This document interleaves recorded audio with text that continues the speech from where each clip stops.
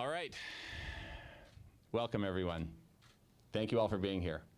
Before I introduce our distinguished guests, I would like to begin with a quote from the late astrophysicist Carl Sagan. "The illegality of cannabis is outrageous, an impediment to full utilization of a plant which helps produce the serenity and insight, sensitivity and fellowship so desperately needed in this increasingly mad and dangerous world." Carl Sagan. But by making cannabis illegal, we have instead turned it into a tool for violence, exploited by criminals and organized crime, spanning many countries. Ladies and gentlemen, this is a unique moment in history.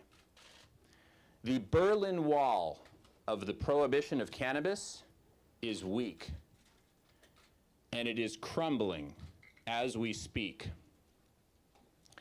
And just as happened in Berlin in 1989, the old guards who used to protect the wall of cannabis prohibition are laying down their weapons and walking away.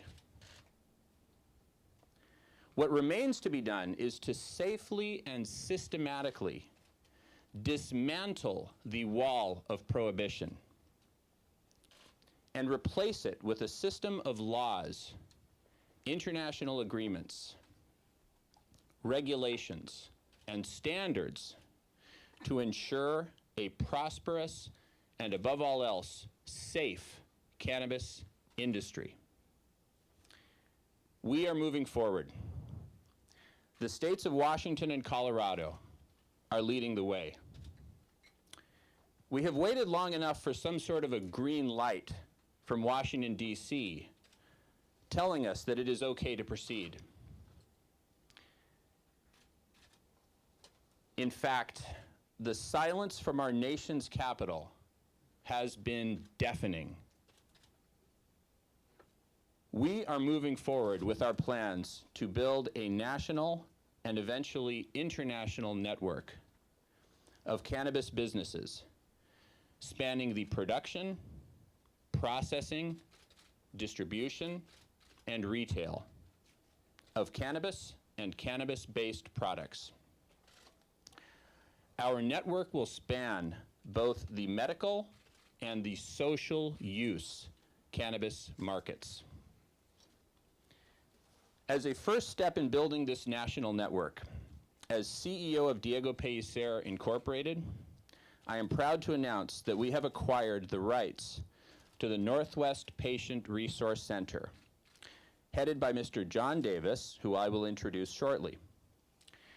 We are also in the final stages of acquiring a smaller but equally professional chain of medical cannabis dispensaries in the great state of Colorado.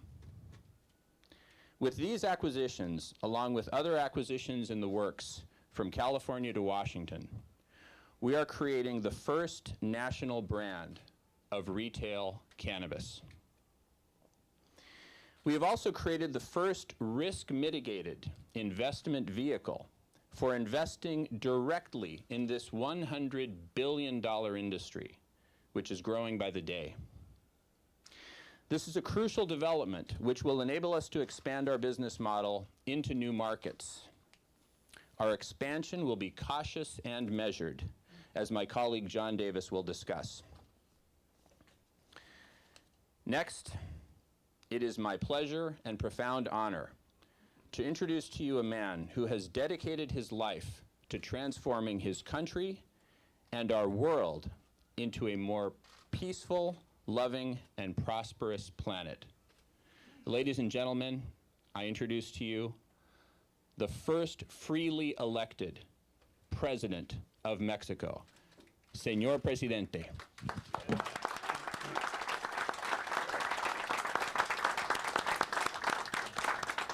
Congratulations for that position.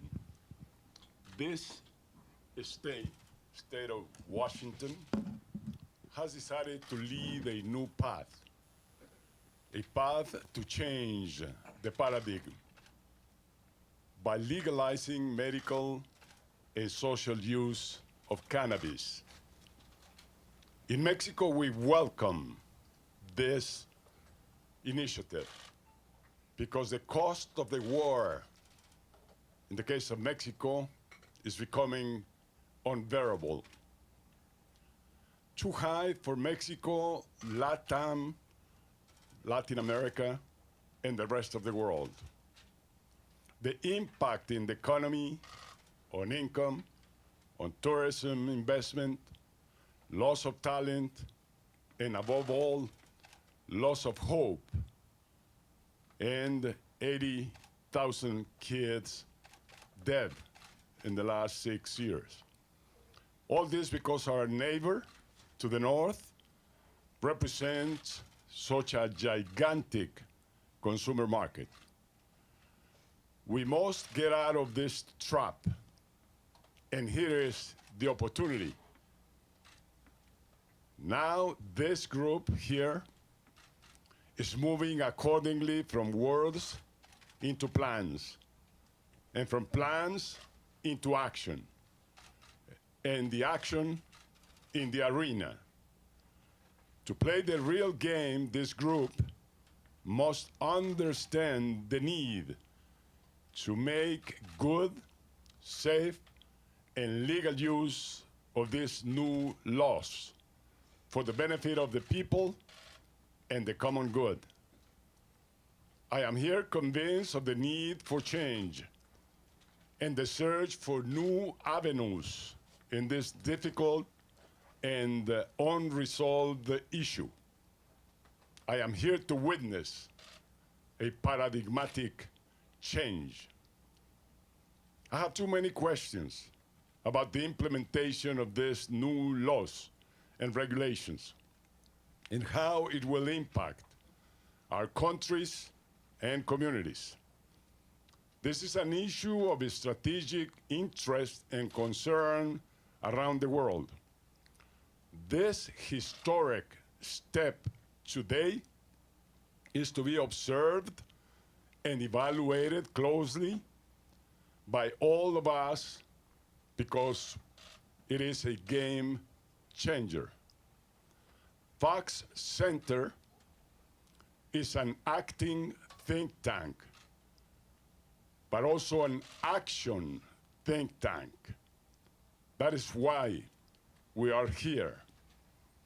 A new culture will be emerging. New paradigm is arising, moving from criminalization to public health policies, separating health from violence and crime.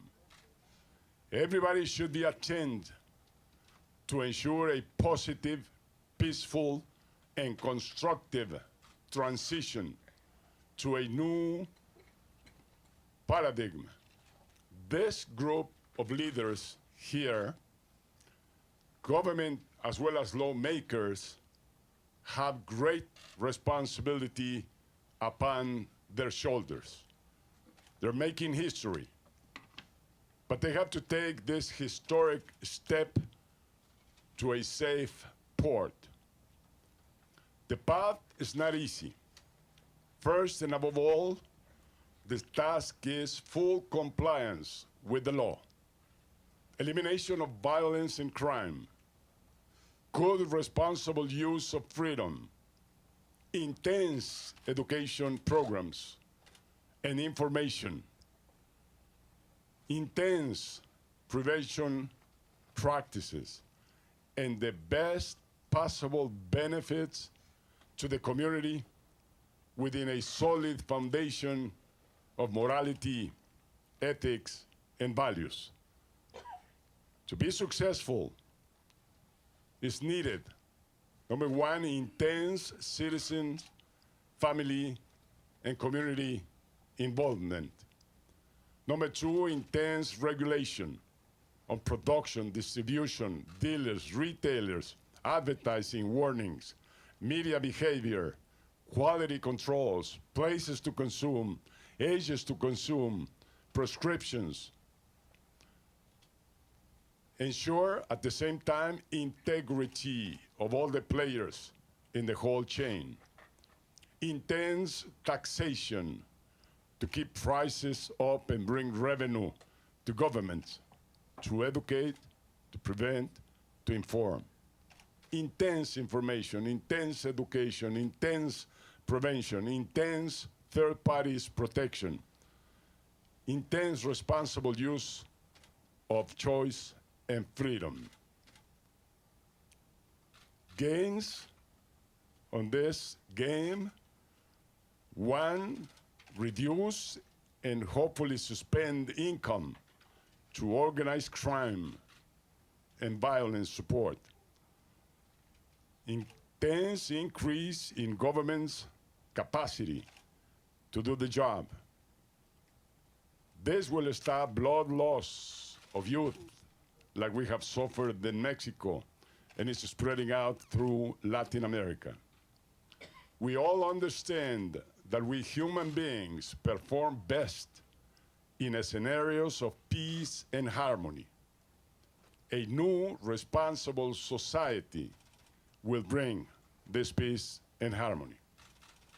About the losses, we cannot be worse than where we are. The war has been lost all along, and it has been lost again and again. It's time for a new start. It's time for a new vision. And that's why I applaud this group that has the courage to move ahead. They have the vision, they're clear where they're going, and I'm sure they're gonna get there. Thank you.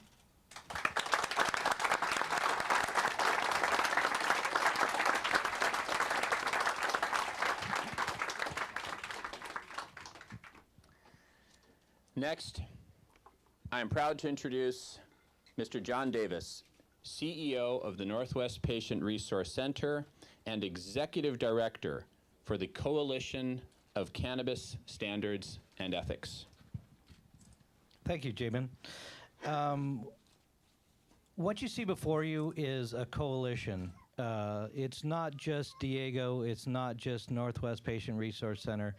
It is a group of stakeholders that are here to help with the implementation of this task that we have in front of us, because as President Fox was saying, this needs to be done correctly. It needs to be done carefully, and it needs to be done with social responsibility. It needs to be done with respect.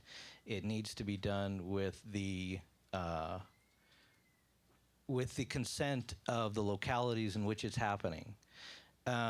We are going to be moving into other states as other states open up, but we are not going to force our way in. What we're going to do is we're going to show how it can work, and we're starting today in showing how it can work so that the rest of the world can look to Washington and see a success, a program that has success.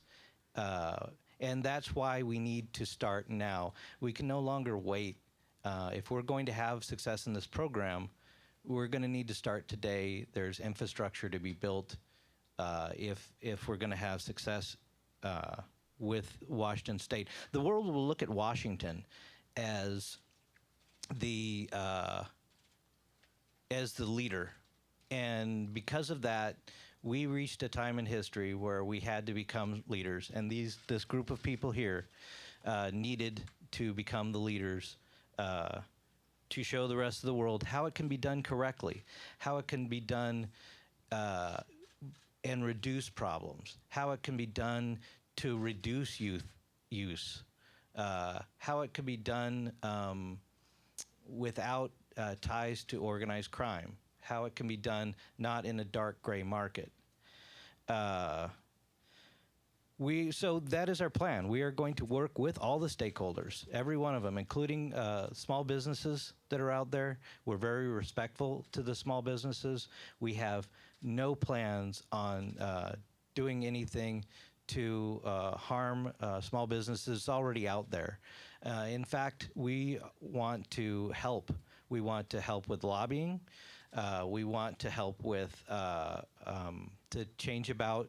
bring about changes in the law, and we want to help by showing a system of safety when the laws are followed to the T, where the taxes are paid.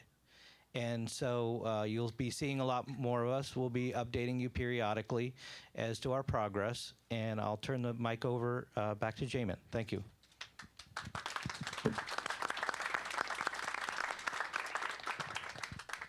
Thank you, John. As a segue, prior to introducing our next speaker, Dr. Michael Osborne, I want to mention that 10 days ago today, we held our first ever symposium on the treatment of cancer with cannabis. And we held it at my alma mater, UC Berkeley. And we had 22 of the nation's leading experts and pioneers, truly pioneers in this industry of treating cancer with cannabis, because cannabis to this day remains illegal according to federal law, which means that it is impossible to do official medical studies, case trials, et cetera. So what we're doing is we're creating a pioneering effort to commence testing before, during, and after for patients who choose to treat their cancer with cannabis. And who better to address this topic than our next speaker, Dr. Michael Osborne, who is president of the Strang Cancer Prevention Institute, and he is one of the most recognized breast cancer surgeons in the country. Ladies and gentlemen, Dr. Michael Osborne.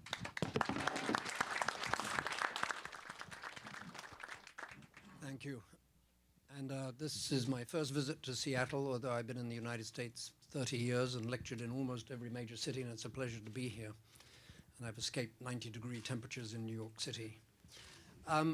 My first exposure to cannabis in relation to cancer was about 30 years ago. I was working at the foremost cancer institute in the country in New York City, and one of my patients undergoing chemotherapy for breast cancer was really unable to tolerate the side effects of the chemotherapy and was contemplating stopping. She told me, however, that she had heard from somebody that cannabis might help her alleviate those symptoms. And it's true today we've got much better medications to alleviate the symptoms than we had 30 years ago. But she was taking cannabis. And I asked her, as this was New York City, how she was obtaining that. I'm not revealing any patient-physician confidentiality here, but I can tell you that she said it's not a problem. My son is a New York City police officer. So it was very effective in her case, and she was able to complete her treatment successfully. And there is a long literature of the benefits of cannabis in a variety of medical situations, ranging from particularly long-term pain treatment, which may be related to cancer or other disease. In fact, in that arena, the United Kingdom has recently approved the use of cannabis for the symptoms of advanced multiple sclerosis, where standard medications no longer work. When you say treat cancer with cannabis, we really mean alleviate the symptoms of cancer treatment or the effects of cancer, such as chronic pain and a multitude of other symptoms. The cannabis itself does not treat the cancer, but I think in the limited studies that have been done for the reasons you've said, that federal funding is not there, there's a long history of success with it in those areas where they've been able to use it. I think just to bring you right up to date beyond the field of cancer, you may not be aware that in May this year, actually about 2 weeks ago, there was a publication from the Harvard School of Public Health, which I can tell you from within the medical profession is the ultimate source for public health matters, because they're following very large numbers of patients in studies of patients' health, and a variety of things we know about a variety of diseases have come from the Harvard School of Public Health. They particularly looked in a large group of 5,000 individuals they've been following for a long time at the effects on those who smoke cannabis. And they had three groups. They had the group that had never smoked it, the group that had not smoked within 30 days, who were considered past users, is their definition, and current users. And there was an astounding result from this study, which I think the implications of which are yet to be digested and looked at further. The first was that there was a profound effect on the insulin production in the body. And all of that, and its related studies, predict that this would significantly reduce the rate of diabetes, one of our greatest epidemics in the United States. And secondly, even more surprisingly, given that cannabis does increase the appetite, the measurement, they took the waist measurement as a surrogate for obesity, which I think we can all agree is pretty reasonable. And the current users had the lowest waist measurements of the entire group, and there was no change in the waist measurements and levels of obesity in the never users and past users. So nobody understands that mechanism of why a greater calorie intake would lead to a reduction in weight. And no doubt there's some metabolic processes that we don't understand and have yet to be determined as to how that's working. But given that obesity attended by diabetes is going to lead to the first time in history that the current generation is going to die younger than their parents, this is a monumental public health issue. And the more light that can be brought to bear on the potential benefits, and of course there are risks with every drug. I always advise people never read the PDR of the side effects of drugs, because you'd be scared witless. I take aspirin periodically, yet 160,000 people go to the hospital and 16,000 die from gastrointestinal hemorrhage, but that's extremely rare considering the amount of aspirin. And I think the same with cannabis, that there are obviously some downsides that have to be addressed from the medical point of view, but one has to weigh always the benefits to the risks. And from at least what it looks like now, the benefits considerably better than the risks. So thank you for the opportunity to speak.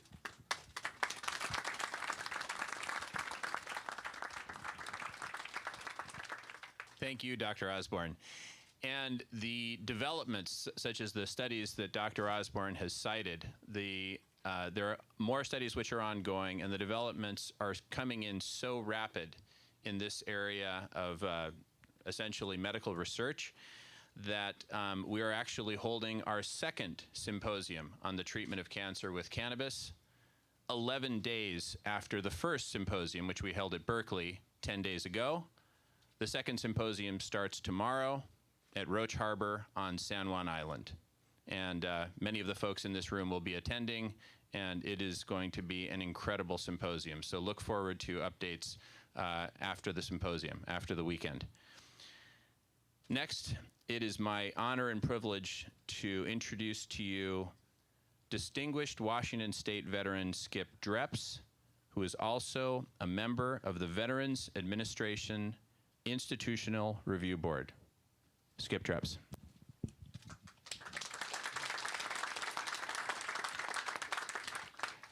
President Fox, Dr. Osborne, Jamen, and my distinguished colleagues, thank you for the honor and privilege of being here today to talk to you.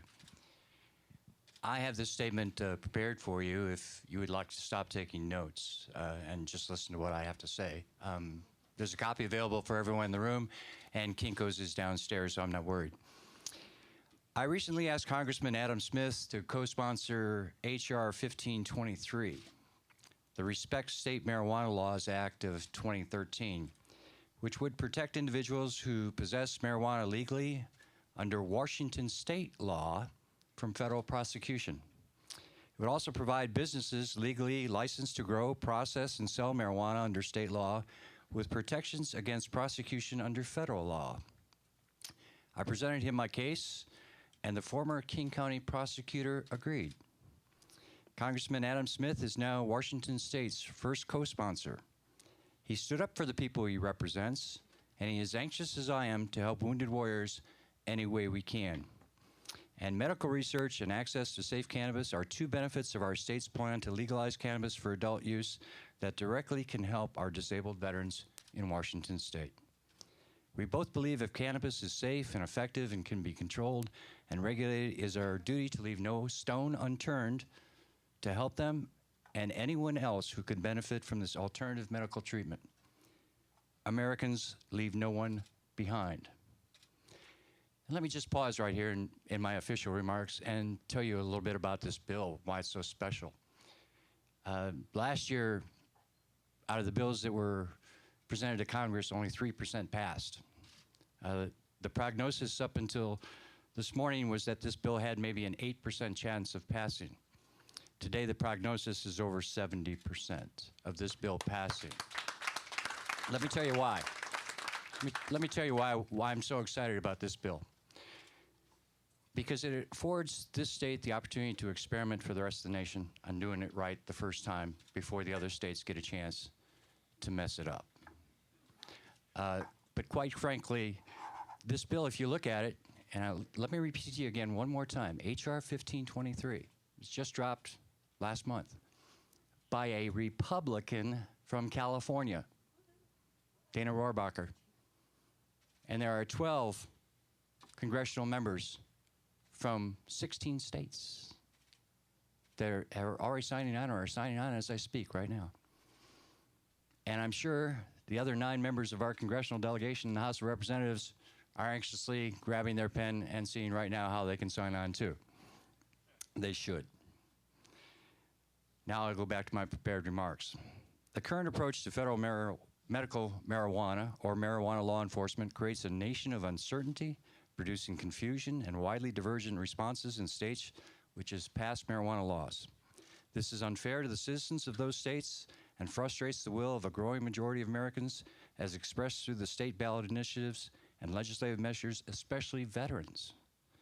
For a generation, veterans who have known cannabis is effective in reducing symptomatology of PTSD, and they used it illegally and unsafely, and until 2010, just 3 years ago, were afraid to tell their VA healthcare provider if they self-medicated with cannabis for fear of prosecution. Today, they are persecuted. Now a new generation who has a greater burden of 2 wars and many more deployments, more than mine, face a new signature wound of war, traumatic brain injury, and cannabis may hold the key for an effective alternative medical treatment for mild to moderate symptoms. And let me just stop there because I have a distinguished member from Harvard who knows economy, and Linda Blimes from Harvard 3 years ago wrote that the cost of this war was $5 trillion. $5 trillion to take care of the injured from this war. And I asked her just last week when I was in Washington, D.C., is that still true, Linda? Is it still that much? And she said, no, Skip, it's 7. Do I hear 9? 9? Do I hear 10? And if we don't do something, this tsunami is going to wash all over our country. The legalization of thank you. The legalization of cannabis in Washington State will allow medical research, that's where my skin's in this game, to continue on possible medical uses of cannabis. If we could find a tool to help our wounded warriors, and it could be within our reach, would we be less of a grateful nation if we turned our back and refused to care for those who bore the burden of battle? We're Americans. Washington voters agreed that it was time for a new approach to marijuana by a big margin, 56 to 44%. The veterans and the active military swung that vote.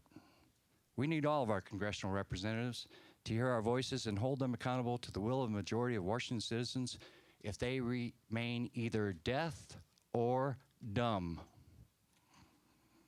We Washingtonians are proud Americans, and we are free from fear. Moreover, we are grateful for the support of our Mexican neighbors in this journey together to help find peace and healing in both parts of one world as one people. Thank you.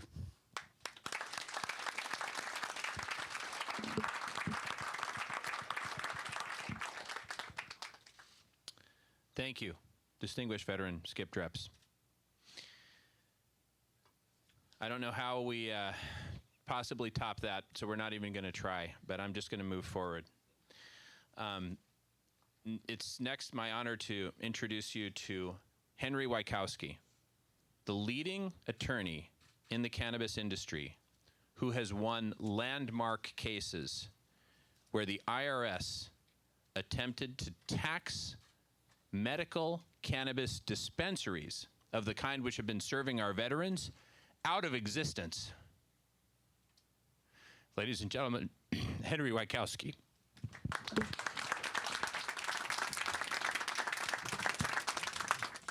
Thank you.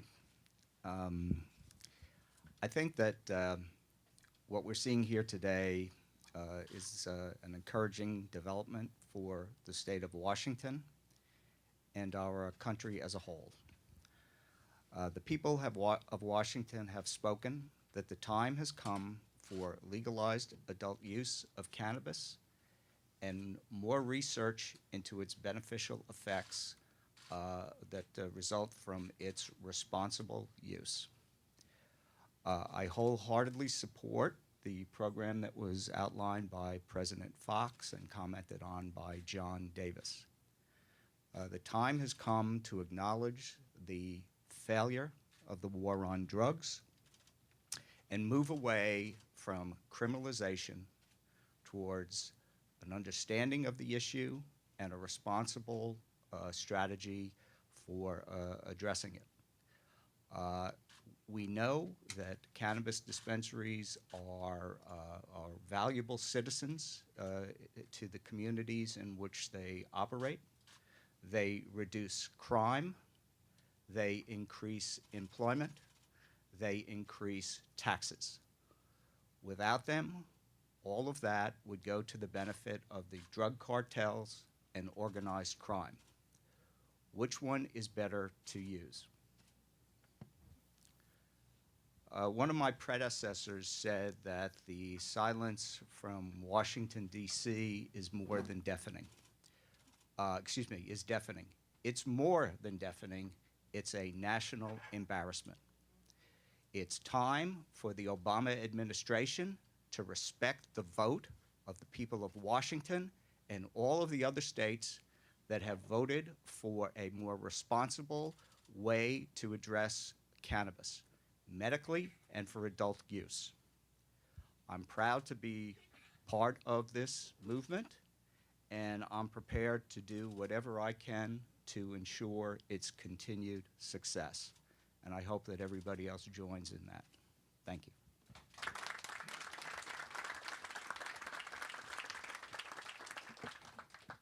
Thank you, Mr. Wykowski. Next, I'm very happy to introduce Mr. Aaron Smith, who is the Executive Director of the National Cannabis Industry Association, which is the trade association which represents the legitimate cannabis industry in the United States. Ladies and gentlemen, Aaron Smith. Thank you, Jamen. Thank you, Jamen, and everybody, especially President Fox, for being here at this historic moment. This truly is history in the making. Today, we are ushering in the post-prohibition era in this country.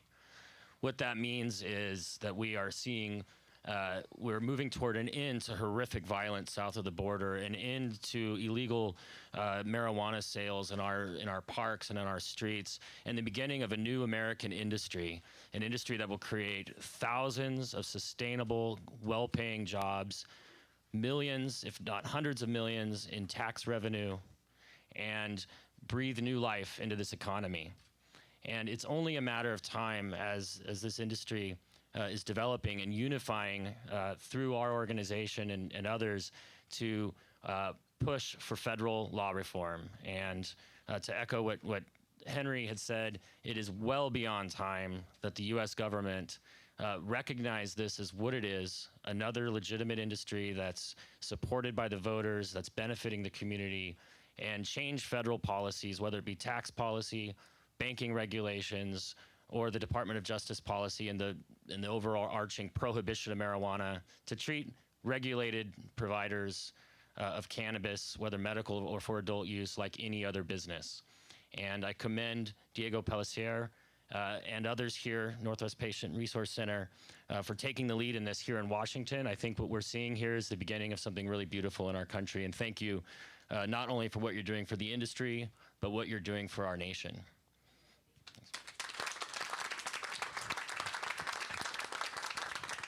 Thank you, Aaron, and thank you for what you're doing for our industry and our country.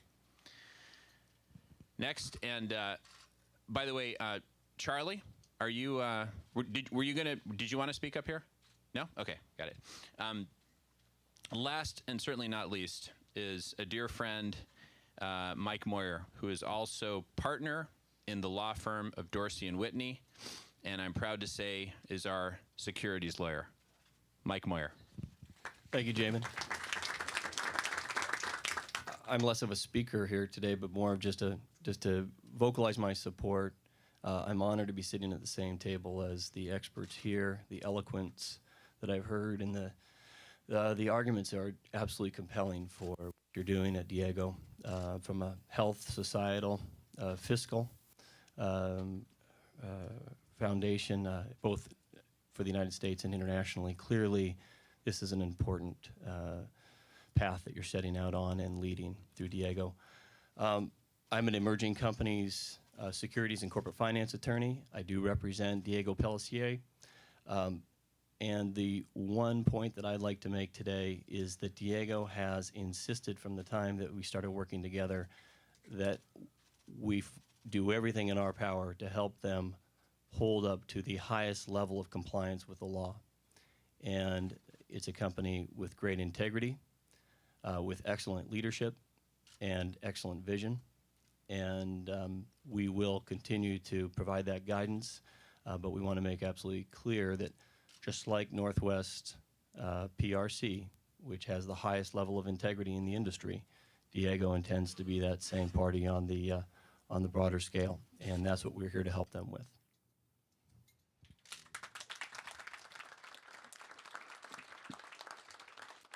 Thank you, Mike, and thank you all for being here.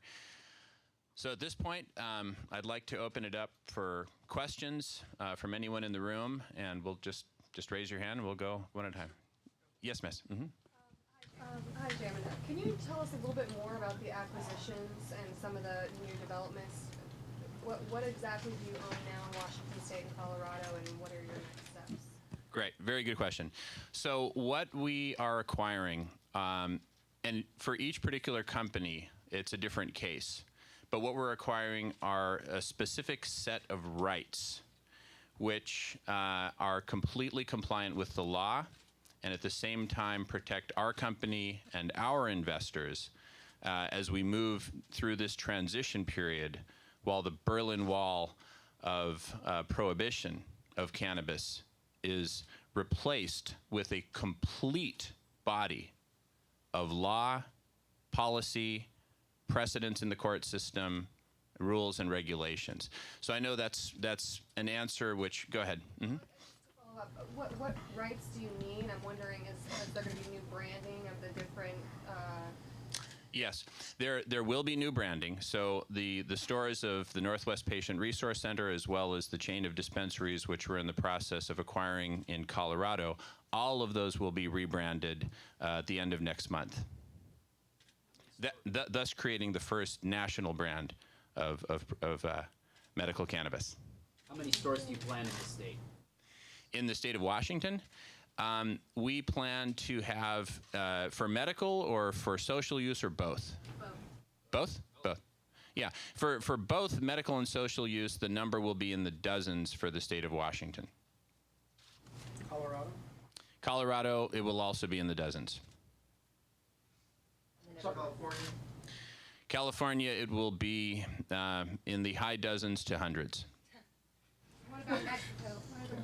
For Mexico, I'm going to turn that over. I'm going to ask permission of President Fox. May we open retail establishments in your country, President Fox?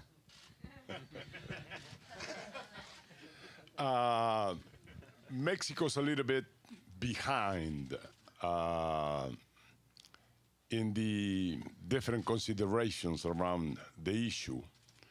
And right now, undergoing this war, makes it more difficult to start building on the positive side. And this is my claim, and this is what we are impulsing and promoting in Mexico, to start a serious debate, which fortunately now one of the three leading political parties decided and announced publicly that they are going to put through a bill into Congress related to cannabis. So we're moving, but yet around cannabis, the same as is done here. Yes, I think they are taking inspiration on the ones presented here, which, by the way, I understand the state of Maryland also recently moved ahead. But yes, Mexico, and that's part of the reason I'm here, is we want to move faster because we are paying the cost. We're paying with thousands of lives. We're paying with a huge decrease in our tourism flows. We're losing our talent of people moving out from Mexico to live in the States. So it's something that has to be changed, and we must get out of that trap. So we have to work hard, but I hope we can narrow the gap as of Mexico compared to these leading states, these liberal states. So I hope pretty soon we will be having a press conference like this, or maybe I'm going to be inviting this symposiums to Vicente Fox to be held there. That's the way to create the presence of the issue and try to move it ahead. President Fox, Jamen has proposed free trade in cannabis between the two countries. How would that work, and how far are we from attaining something like that? Well, as I said, right now, Mexico being in this war does not have time to think about anything else. But I think it's very reasonable to think like that, and we have to question ourselves in Mexico. Once that this distribution channel is open, and Mexico does have production of marijuana, maybe not as much as produced here in the States, but we do have production.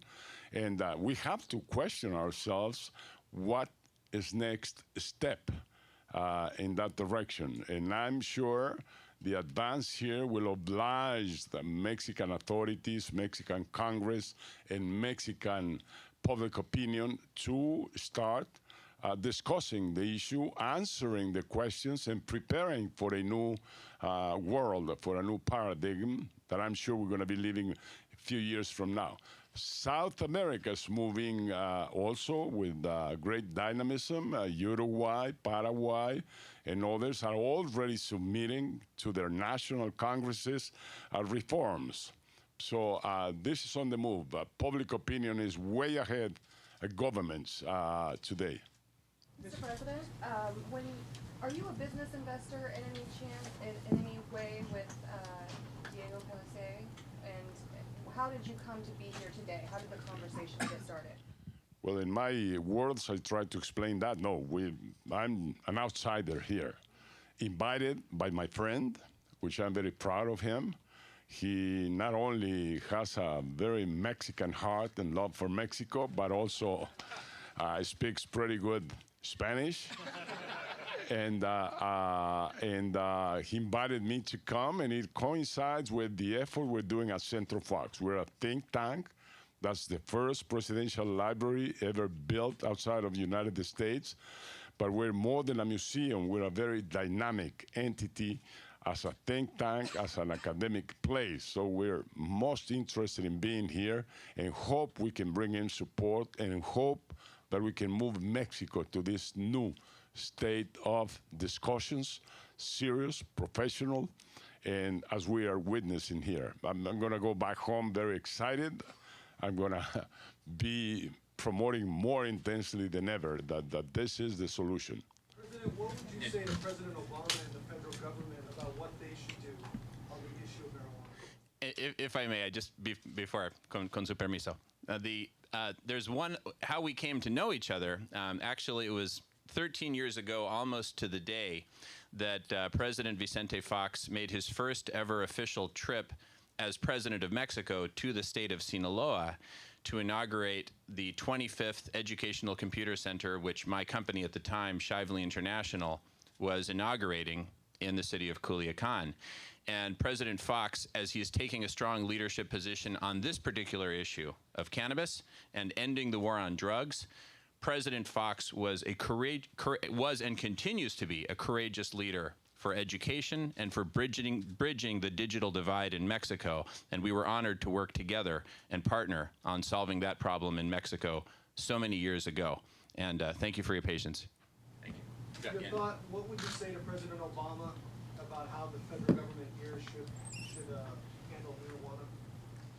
Well, I guess they just have to hear the loud voice of people, not only the loud voice, but the vote of people like here the state of Washington or Colorado, or the 45 plus referendum result in California, and the 50% Gallup poll, national poll that shows that 50% of people is ready to go.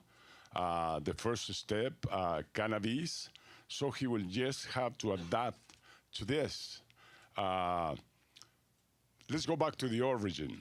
Over 100 years ago, there was no prohibition, nor for marijuana or cannabis or alcohol or cigarettes or anything. Because of religious reasons, prohibitions started. And we know that prohibitions don't work. Not even the apple in Garden of Eden. The forbidden apple sustained the prohibition. So this is going to change, and politicians will have to adapt. If they're close to people, if they're close to their constituencies, they'll have to follow what people is ordering today. To let individual responsibility on these issues.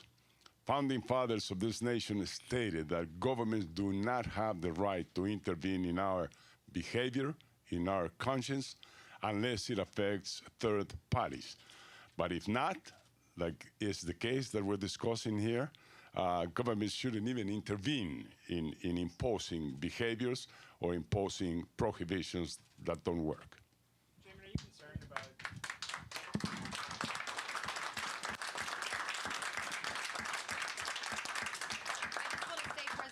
Also, we need to ask why not, because the answer would probably, if we ask why not do this, we're not going to have a very good answer. Good comment. Can you Always with good comments. Can you address the fact that, I mean, you're basically holding a news conference to announce an interstate conspiracy to distribute an illegal substance? I mean, are you concerned about the implications of this? Great question. Great question. We are actually conspiring to obey the law and to be consistent with policy. In fact, I commend President Obama for having a very, very consistent policy as regards cannabis. And other experts at the table know more about this specific topic, but in my simplified view, the way I see it is that the policy can be summarized in one simple statement. Go after the true criminals. John Davis is not a criminal. John Davis is serving the veterans in our community and other patients in our community. And I'd like to pass the mic to John for a moment to talk more about that. Yeah, addressing the criminality is, it's in the structure of the deal. Northwest Patient Resource Center will live on as a standalone entity. A lot of the stuff and a lot of the questions that are being answered here have to do with the future. And the future is not a set target. It's a moving target. And we're going to have to be very dynamic in the way we deal with this. Because the future is going to, we will try to craft the future as much we can, but a lot of the times we're going to have to react to the future. And Northwest Patient Resource Center will still be wholly owned and a Washington-centric company. No funds are going to travel interstate, and certainly no cannabis is going to travel interstate. We respect the law enforcement, the Justice Department, and we realize that traveling interstate at this time is forbidden, and therefore we will not do it.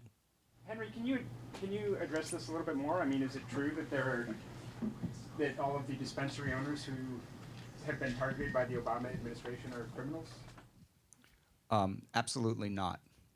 And I can tell you that when the Harborside Health Center was served with its forfeiture action, the city council members of Oakland, Councilperson Rebecca Kaplan, at a press conference stated publicly that if the Department of Justice wanted to go after the dispensaries that were not in compliance with the law, why didn't they come to the city council and ask them who they were, and they would identify them? They should not go after the dispensaries that are established and run in an exemplary manner, that are transparent and are in compliance with all state law. Okay, well, given that, can you... I think, excuse me, I think that the national government has to re-examine its position. As President Fox stated, the majority of people believe that cannabis should not be treated in a criminal fashion, and that they need to take the lead from the states. Look at all the states that have legalized medical cannabis. We now have 2 states that have legalized adult use, and there are many more to follow. Why the federal government has not recognized this is, as I said earlier, it's an embarrassment. Where is the enlightened leadership that we were promised when we voted for President Obama? Can you follow up, though? Can you address that, how you can say that there's a risk-averse investment strategy? Is that what you said? Yeah, it's a risk-mitigated investment. So what exactly does that mean? Yeah. So what that means is that both Diego Pellicer, as a company, which is making very particular targeted investments and acquiring specific rights in the realm of other companies which are established in the industry, neither Diego Pellicer nor our investors are exposed to any significant risk in terms of criminal risk. Of course, there is always investment risk, but in terms of criminal risk, that is vastly mitigated. How is it mitigated if it's a federal conspiracy? It's, as I said, it's a conspiracy to obey the law and to work within the law and within policy. I'm not sure the Justice Department would agree with you. Well, you know, How have you mitigated your risk? I mean, you're still investing in something that's illegal under federal law. We are making strategic investments, but we're making them in such a way that they are not in violation of either federal or state law. But how does that work? You haven't really explained. The particular details of the contracts that we are entering into with other companies are private, and so what I'm giving you are answers to your questions. You know, I just want to say too that the Brookings Institute just did a really great discussion a few months ago about this, and I'm sorry, are you a journalist? Are you? We have lots of I'm questions. not It's all right. It's all Can I right. ask a question Yeah, go ahead. about your investment? So you've filed, Diego has filed with the SEC in March a document that says that you're only trying to raise $625,000 and had only raised $125,000. So I'm trying to understand, where are these investments? How big are they? And what are they? Because it sounds like all you've acquired are perhaps options to buy some dispensaries. So a lot has happened between March and the present. And in terms of the specific details of the contracts which we have with other companies in the industry, those are privileged contracts and the details are privileged. Can you give us an overall number of you know, for the acquisitions, what the cost has been so far? No. Why aren't you trying to help an industry here? I mean, to get going, why are you being so quiet about this? So here's the thing. We are trying to help an industry here, and we're taking a lead in moving the industry forward. At the same time, we have shareholders, and we have accountability and responsibility to our shareholders and to our company and to our officers and directors. And just as any responsible corporation in the United States protects its intellectual property, so does Diego Pellicer. As you know, many people don't even see a future for medical marijuana in this state, including the campaign director for Initiative 502. why invest in medical marijuana dispensaries? Are they even needed? Yeah, first of all, they are absolutely needed. As our distinguished veteran Skip Drepps has pointed out, I think there's no doubt on the table that they are needed. And as far as the future of medical marijuana dispensaries and how the overall market will be shared between medical dispensaries and social use stores, retail stores, first of all, it's an established fact that the majority of the products are in common. The majority of the products sold by those two types of entities will be in common. And so much of the market demand for either one of those segments can be addressed by the other. Now, there are ethical questions for somebody who wants to buy social use cannabis, buying it at a medical dispensary, and vice versa. And so it is our belief and our position that both markets need to be addressed by their own specific targeted businesses. Having said that, one of the possibilities that's been discussed, and I'll ask John to comment a bit more on this, is the possibility of having hybrid retail establishments which address both markets.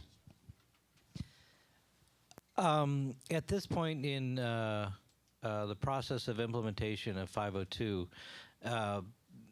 the infrastructure has not been built. The infrastructure that exists for production of quote-unquote legal recreational cannabis does not exist. The places that are currently producing are zoned improperly. They do not have permits.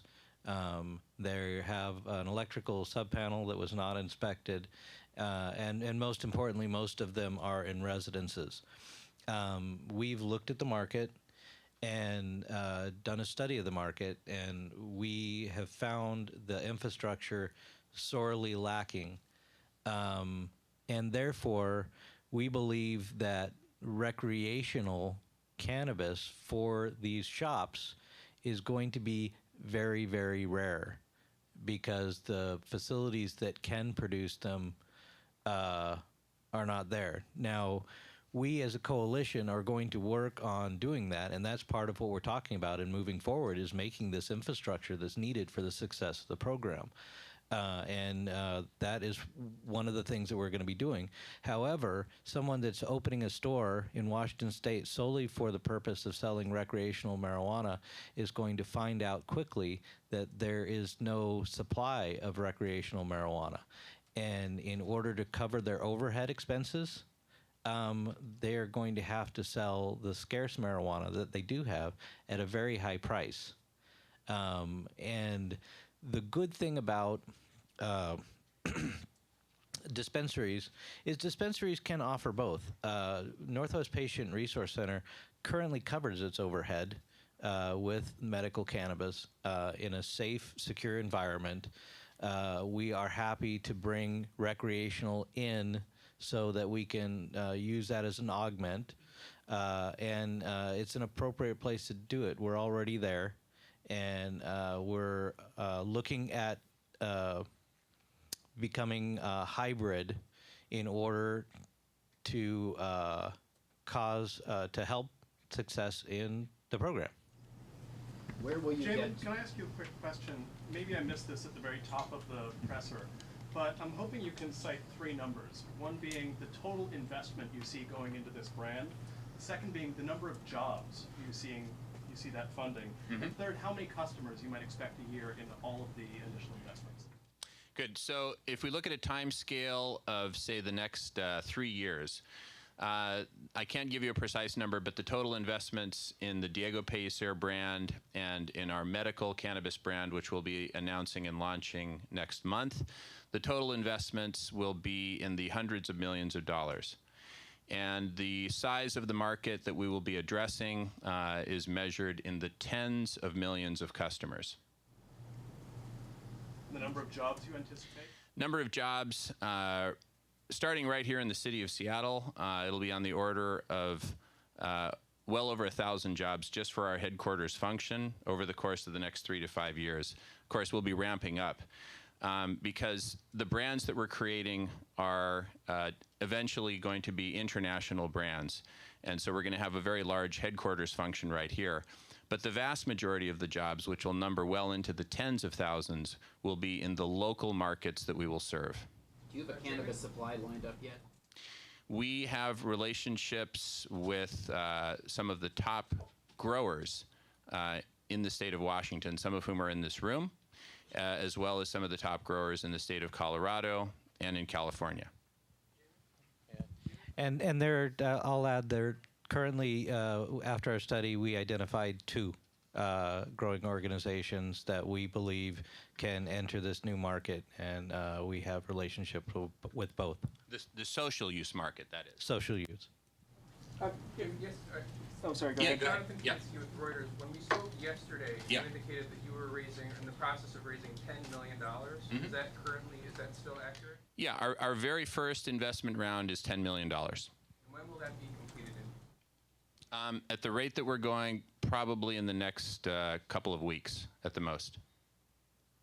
And then, if leaving aside like the policy question of whether it's wise or not for the Obama administration or the DOJ to go after you guys, I was wondering if Mr. Moyer could address how is this structured so that the money, the investments, that nothing would be touchable by federal forfeiture laws. You know, everything that's about the structure is confidential, so we're not going to speak to that right now. But you're confident that federal forfeiture laws wouldn't? We're not. As John said, this is a moving target. So, you know, medical marijuana itself has its own developed infrastructure, but recreational is not, which is why Diego is being as careful as it is about the way it's structuring things and the way it's getting into relationships with folks in Colorado and Washington. So Diego will be the social use brand only? Continuing as a wholly owned and standalone institution, what exactly have you acquired? Is it an ownership stake or something else? Sure. So first, let me answer the first question you asked, which is Diego Pellicer will be the brand for social use cannabis, and then we're launching the first national brand for medical use cannabis next month. And your question, sir, can you repeat, please? If Northwest Patient Resource Center is going to continue on as a wholly owned and standalone body, what exactly are you acquiring? Yeah, so what we're acquiring is a specific set of rights with respect to the Northwest Patient Resource Center, and beyond that, it's privileged. What rights? I mean, So how do we talk about this? You can talk about it however you want. I mean, what rights, what part of privilege don't you understand? Next press conference. Pardon me? Well, if you say you're establishing the first national brand, what does that mean? Yeah. So what that means is, for the first time in the history of the United States, you will see stores, medical cannabis dispensaries in more than one state with the same brand. Is it a matter of just packaging or also quality control, and you get each one tested so everyone knows what's in each packet? Absolutely. We will be moving towards standardization. However, one very important point is that one law that we're absolutely adamant about adhering to is that there will be no transfer across state lines of cannabis. And given that, it will therefore, the product which is sold in Colorado must be produced in Colorado, and the product which is sold in the state of Washington must be produced in the state of Washington. You can imagine what the market for bourbon would look like if the bourbon which was consumed in Florida had to be produced in Florida rather than Kentucky. So it's a constraint, which is a significant constraint for us operating a national business, but it's a constraint that we have to live with for the time being. And we look forward to those constraints being relaxed. Do you have any concerns about finding adequate supply? Absolutely. For medical cannabis, there is adequate supply currently, given the current state of the market, but the market is expanding. And as John pointed out, for the supply for the social use cannabis market, I'll let John speak to that because he understands those aspects much better than I do. I don't believe that we'll have any problem sourcing cannabis in the short term. But as I say, recreational is going to be rare to begin with. The program, think of it as a clutch engaging. There's going to be some slippage before the wheels start moving, and that's why we have to do it in the manner that we're doing it, and why there is some proprietary information involved. Recreational will be rare. We will have it at Northwest Patient Resource Center, and we will be working to help the industry be born, but it will be rare in the near term. But we will not, I'm confident in our product supply. So have you acquired some of the smaller dispensaries in Washington? I mean, I see the folks behind you, at least one person I recognize as somebody who runs them. It'd be great to hear from them.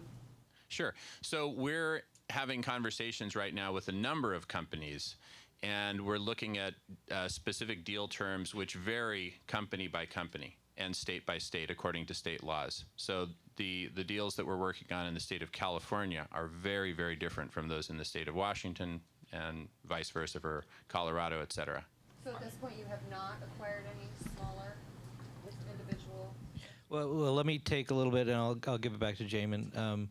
When you're doing this, something like this, you have to be very, very careful about how you do it. And a lot of the smaller dispensaries out there have got some survivorship liability. We have to make sure anyone that we're acquiring the business from has got to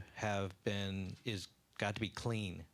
Have done everything right, have paid their taxes correctly, who've paid sales tax. We don't want historical liability coming into the company. Understandable, but given that, have you identified some of those yet, or have yet to? Oh, we've identified a number of smaller medical cannabis dispensary operators who were very interested in either entering into a strategic alliance relationship with, all the way to a full-out acquisition, if and when the laws sufficiently allow for that. And in the meantime, what we do is we create and structure deals which are appropriate to both to the present state of laws and policy, as well as to the particulars of the relationship that we want to have with the business. So you have acquired the rights of some smaller independent.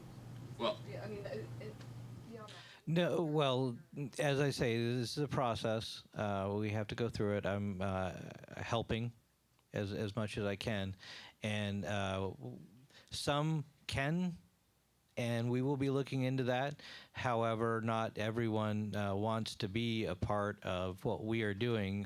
Some of them want to stay independent, and that's great. We're going to help them do so, and we're going to have relationship with them. We're going and meeting the various business entities out there and basically saying, what's the best way for us to coexist together? But at this point, we are still looking into various businesses. Are you big marijuana? Yes, we are big marijuana. Is that a problem?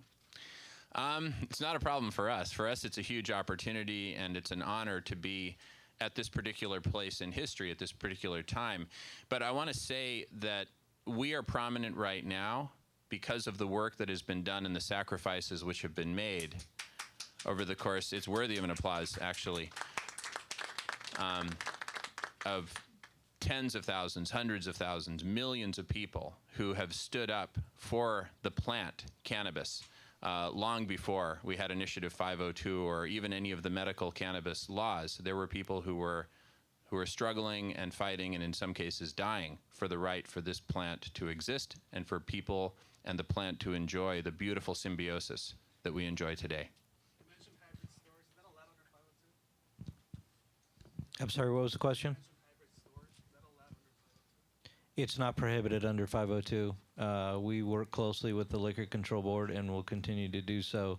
The Liquor Control Board has been great to work with, and what you have to understand is that these are people in the Liquor Control Board that are also dedicated to the success of the program. and it's going to be difficult to find successes in the program. So we're working together to find out what works. Hello, Roger. Roger, welcome. Thank you for being here today. In fact, I want to introduce to you State Senator Roger Goodman. Roger. Thank you. I'm not a state senator yet, but I'm a state representative. Sorry. Apologize for the delay in my arrival. We had to vote on taxes in Olympia today. So just raced up here from Olympia because I didn't want to miss this. Cannabis is here to stay, and the legal market is the way to go. We are doing the right thing, but we have to make sure we do it right because this is the first jurisdiction, along with Colorado, on the entire planet where we have decided to take the right path and establish a rational regulatory system as an alternative to the prohibition approach, which President Fox probably talked about, has had just ravaging, devastating consequences in Mexico and other countries. So we're proud to be taking the lead, but we have to do it very carefully, and we have to establish a strict regulatory system. I've been saying we need to overregulate to start, and then perhaps relax over time as the world sees that the sky is not going to fall. In fact, we are going to protect children better. We're going to clean up public spaces. I'm the chair of the House Public Safety Committee in the legislature, so I have an interest in public safety more than anything else. And yes, we'll collect revenue that will fund education and health care, but this is a win-win for everyone, including courageous entrepreneurs here who will be leading the way and setting an example for the world. The world is watching, America is watching, and the federal government better back off. Yeah. So.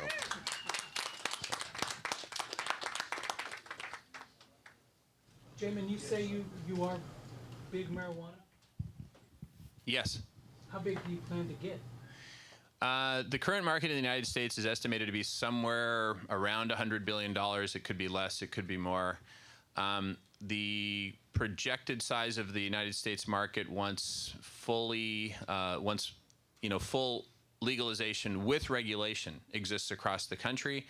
Our estimates somewhere in the ballpark of $200 billion for the United States market. And the total worldwide market would be somewhere north of $500 billion. And we intend to be the #1 brand both in social use cannabis and in medical cannabis in both those markets on a worldwide basis. So the size of our company in terms of revenue will, if we do our job right, and I believe that we will, that we are, will measure in the hundreds of billions of dollars in revenue. Yes, sir.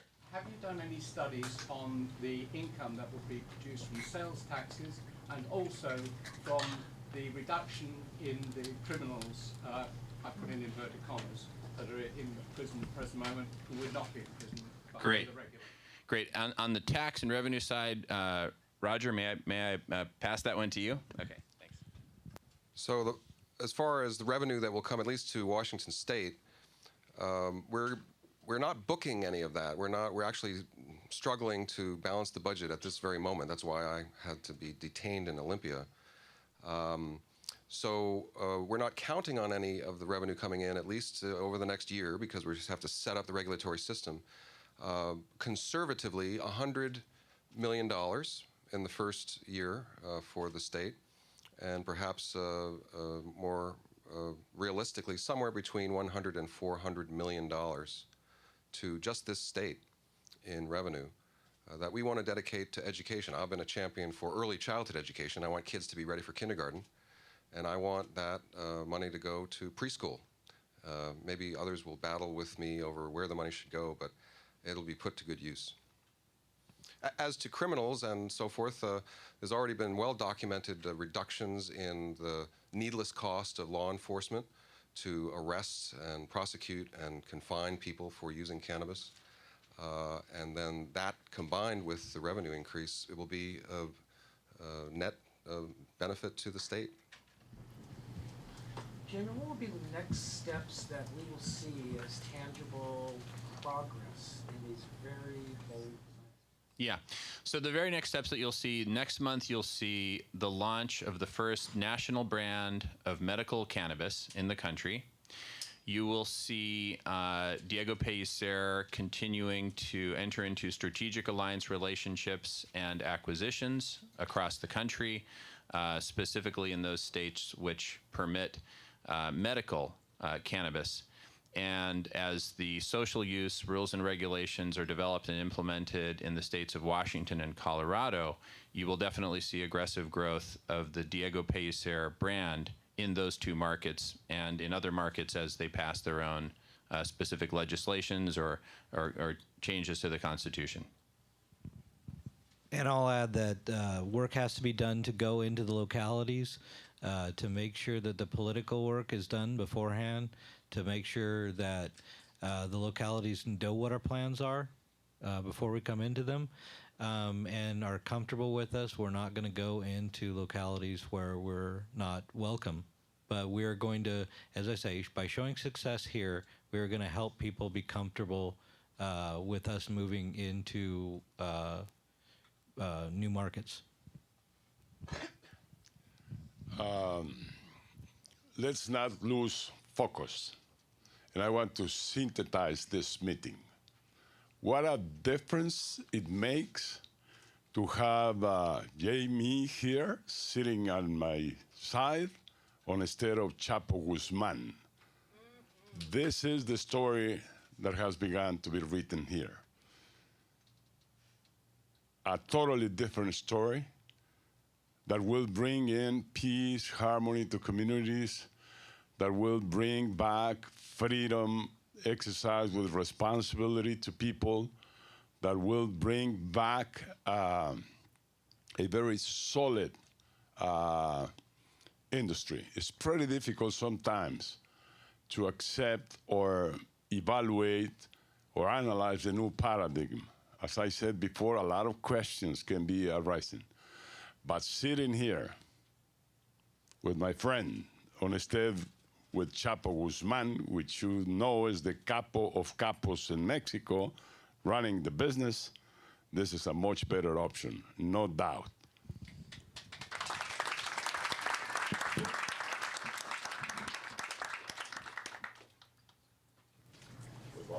Vámonos. Hablando de vámonos. Tenemos, one more question in English, and then we're going to switch to Spanish because we have Marta, another distinguished guest from media which represents Spanish language media both in Mexico and in the United States. So, yes, sir. Jim, almost everybody here knows about Diego Pellicer, but if you could just sum up in a nutshell as if someone had never heard of Diego Pellicer, what is Diego Pellicer? Yeah, thank you. So Diego Pellicer is the most recognized brand in an industry which today does not exist. In other words, we have launched the brand before we have actually opened the market. The market for what? The market for social use cannabis. So Diego Pellicer Diego Pellicer is my great-grandfather. And he was born in southeastern Spain in the small town of Era Alta in the region of Murcia in the 1860s. And he was educated in Madrid, and after completing his civil engineering degree, he was given a choice to join one of the wars of conquest in Africa or to join on the civil side of the Spanish government in the Philippines. He chose the latter option, I'm proud to say, and he became vice governor of the Philippines, and he became the largest grower of hemp in the world. He supplied the Spanish Armada, the Spanish fleet, with hemp rope during the Spanish-American War, and he died during the war. And this is a way for me and for our company to honor the legacy of my great-grandfather. And this is a beautiful artistic rendition of his face, and we've got another image in the back, which is an actual black and white photograph of Diego Pellicer taken in the late 1800s. And as this industry has evolved, and as I have learned more about the industry, we have fallen in love both with the plant and also with the medical cannabis segment of the market. and what the medical cannabis segment of the market is doing for patients and for veterans and for people across just a very broad spectrum. So we've made the strategic decision to enter the medical cannabis segment of the business, which is right now the only segment of the business which is generating revenue in a legal way. And it's also a perfect platform, near perfect platform for us to catapult ourselves into the social use market in the future. And with that, yes. Since I was late, I just wanted to make one comment. We've been hearing a lot of concerns from law enforcement, from parents, from teachers. I'm a parent of 2 young children myself. They say, oh, it's just, we're letting the genie out of the bottle.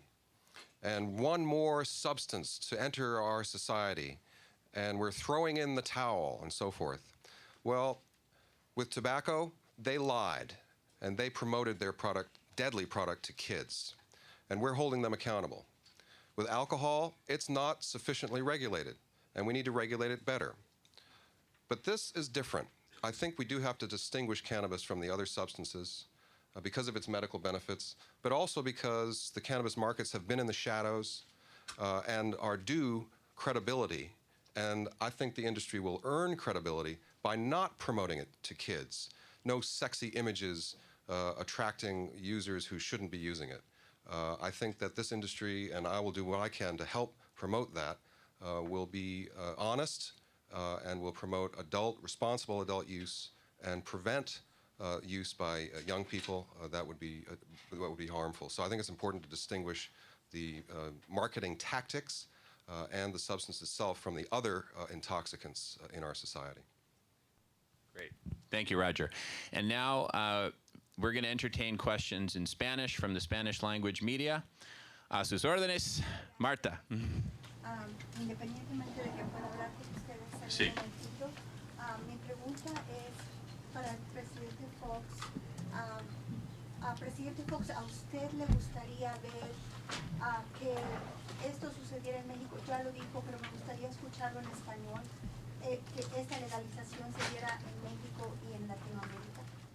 Por supuesto que sí, ha sido mi compromiso trabajar intensamente en que estos temas se ventilen públicamente, se debatan, se llegue a conclusiones, se implementen y se pongan en marcha, que es exactamente lo que vemos aquí. Este día por eso es histórico, porque hoy está ya aterrizando las discusiones de mucho tiempo en hechos concretos. Y a mí me da un enorme gusto eso y espero para México, as soon as possible, lo más rápido posible, que ya estemos hablando de estas cosas públicamente, pero que sobre todo ya estemos llevándolas a la práctica. Vamos a salvar muchísimas vidas, miles y miles y miles de vidas de jóvenes que han sido sacrificados en este mundo que no ha podido resolver un tema de siempre. Creo que la prohibición nos sirve y México tiene que moverse rápido hacia adelante. Presidente Fox, contrario a lo que usted está diciendo, el presidente Peña Nieto acaba de decir que no va a legalizar la marihuana, que no va a haber legalización de drogas en México. ¿Qué le dice usted al presidente Fox, al presidente Peña, y sobre todo que acaba de estar en Colombia y estuvieron hablando de la legalización en Latinoamérica? Bueno, esto no es una decisión unipersonal.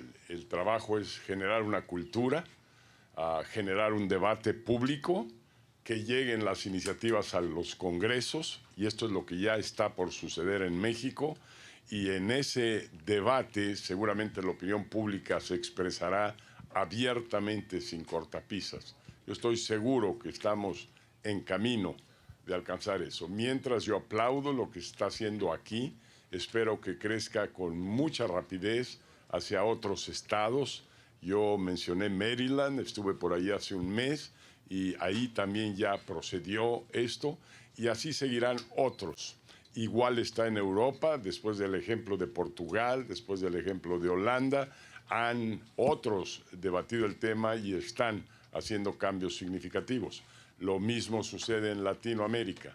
Así pues, creo que la época de las prohibiciones se termina, quedan en el siglo XXI, y la época de este siglo será el ejercicio de la libertad de elegir con responsabilidad para cada persona, y ciertamente eso nos llevará a cuidar la salud como un bien primordial y especial que hemos recibido.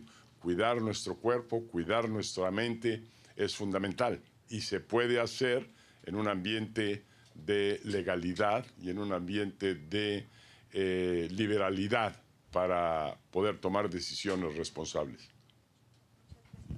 Una pregunta para Jamen. ¿Cómo, como empresario, vas a lidiar con las reglas en Washington, en Colorado, en California y el gobierno federal? Muy bien. Nuestro gasto principal como empresa son nuestros gastos legales. Y yo sé que esto les hace muy feliz a mis compañeros que están a la derecha, y seguirá siendo nuestro principal gasto, porque nosotros necesitamos depender del expertise sobre su dominio de abogados de las seguridades, abogados en el régimen criminal, abogados que se especializan en la política y en lo que se llaman los precedentes legales, que se establecen únicamente en base a casos legales que se dan en nuestros sistemas de cortes. Entonces, esto es algo que nosotros continuamente estamos estudiando, estamos dominando la materia entre nuestro equipo. No hay ni un solo experto que lo domina completamente, y por eso nosotros trabajamos como equipo para absolutamente guiarnos por las leyes, por las reglas, por todos los permisos que nuestras empresas y nuestros afiliados necesitan sacar para poder hacer negocio y trabajar dignamente y respetando las leyes. Muchas gracias. ¿Me permites hacer para la Cámara un comentario más, el que hacía hace unos momentos?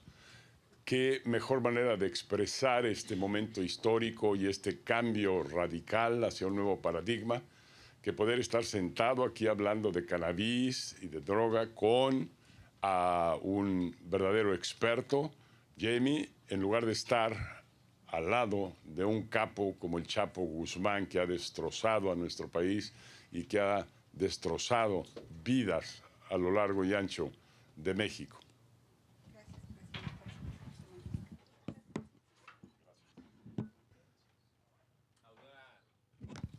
¿Alguna otra pregunta en español? Por el momento. Any other questions in English? French?